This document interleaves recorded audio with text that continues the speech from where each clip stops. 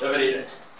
Já jsem nový sexy generál Kožich a dneska vám předvedu, jak se boje proti hipsterům.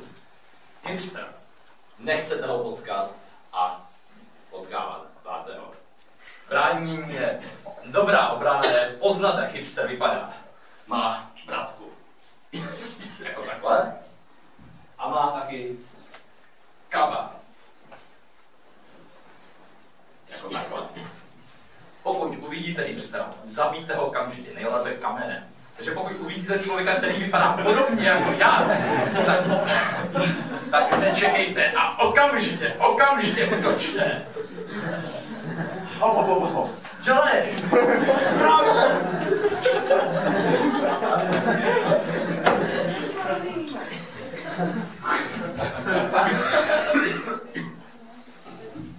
Správně, můžete se posadit s vámi.